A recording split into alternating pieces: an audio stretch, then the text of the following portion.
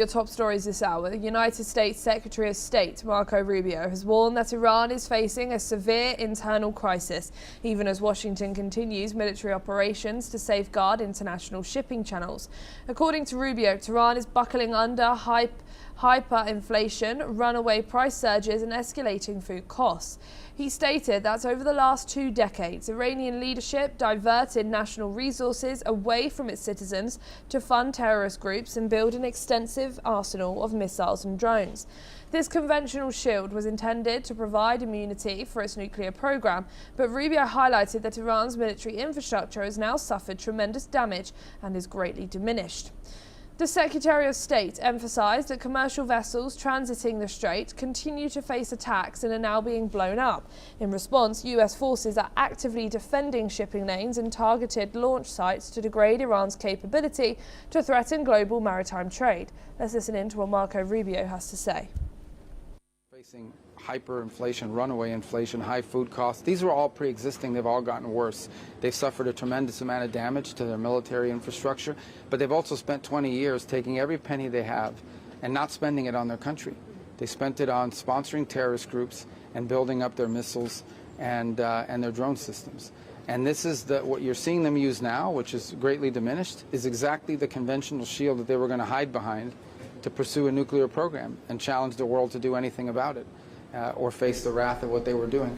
A year from now, Iran would have had so many missiles and drones that they would have been behind a conventional shield that would have given them immunity to do whatever they wanted.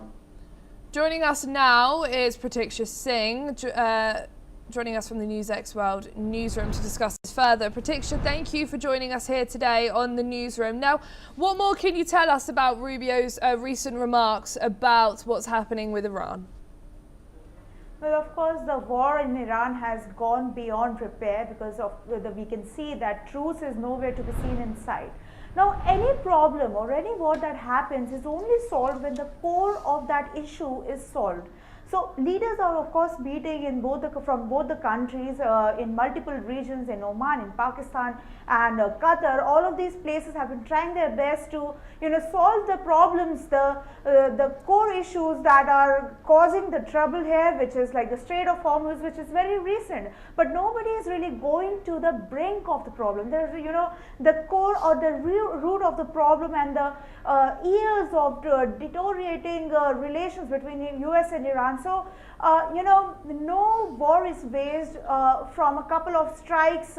We can see how it happened in World War I, in World War II. It was not because of one assassination or because of something, some attack that happened. It was years and years of, this thing that was brewing between both the sides. And this is exactly what has happened in US and Iran. So, we have seen how this thing has been built in both the countries since half a century now. Now, it all started when both US and Iran, when the first time this distrust came between the two countries was in 1979, of course, when Shah regime, which was backed by the United States, fell in Iran, and then Ruhollah Khomeini came to power, and that was a very pro-Islamic Shiite government, and that was of course pretty much anti-West, and it has caused trouble for the United States, and it has caused it disrupted the ambitions of United States in that region, and especially how they were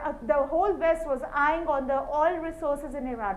And of course, not only that, multiple protests happened during that region, and after the Shah government fell, the Iranian students and multiple protesters, they even they tried to hijack the Tehran US embassy in Tehran, and there then say something around for 444 days 52 American diplomats were taken hostage.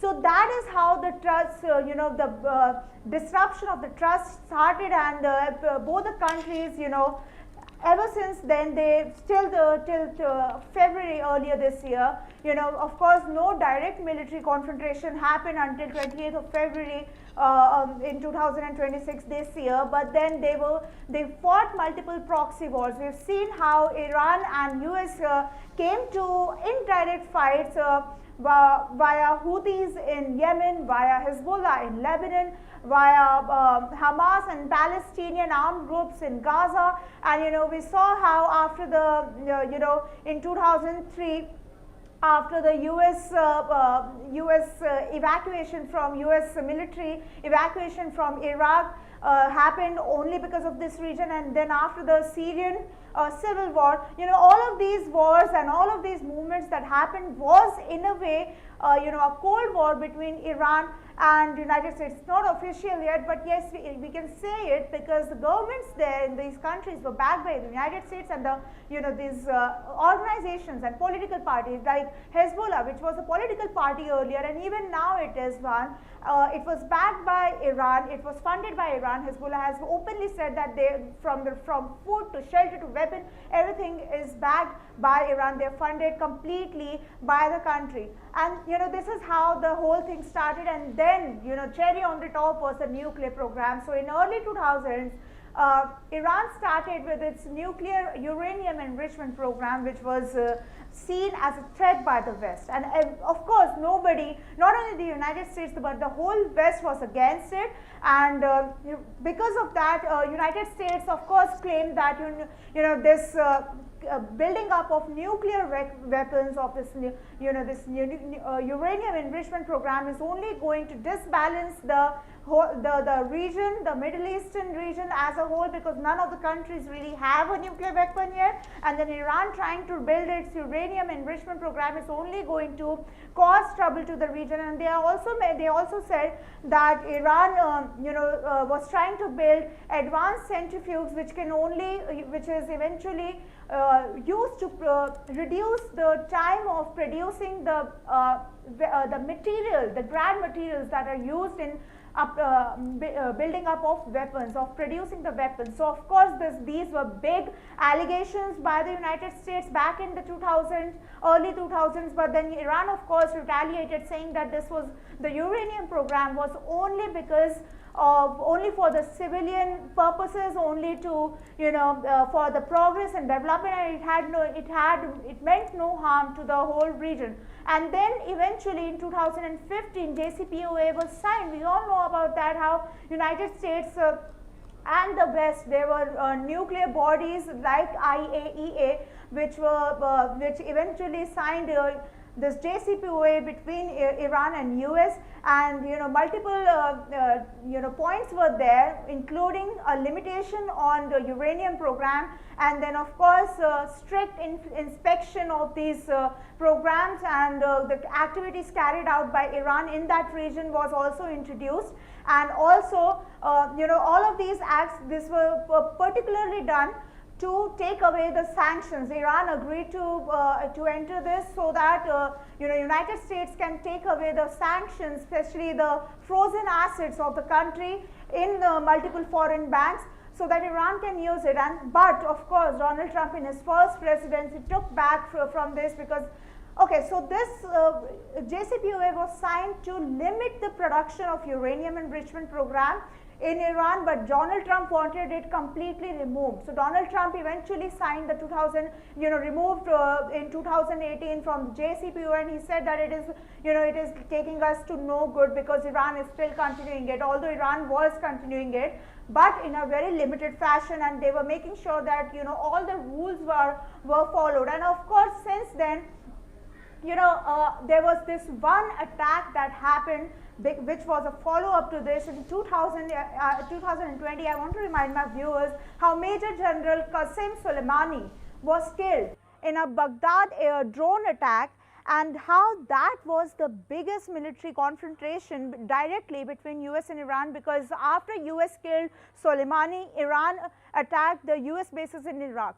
So that was the first escalation of deteriorating relations between the two countries, and of course eventually then came cut to 2025 and 26, when both the countries were trying their best to talk about the nuclear weapons, how Donald Trump in his presidency, in the second presidency, of course started talking to the counterparts in Iran. They wanted The envoys were meeting in Oman, in Qatar, in multiple places to talk about the nuclear programs in Iran, and eventually both the sides were coming out and saying that they are very happy with the talks that were happening, very fruitful talks were happening, but none of that seemed to be happening then, because and cut to February 28, 2026, United States conducted attacks on Iran. So, of course, this was a complete, regional fallout between the two sides, and of course, the reason behind this was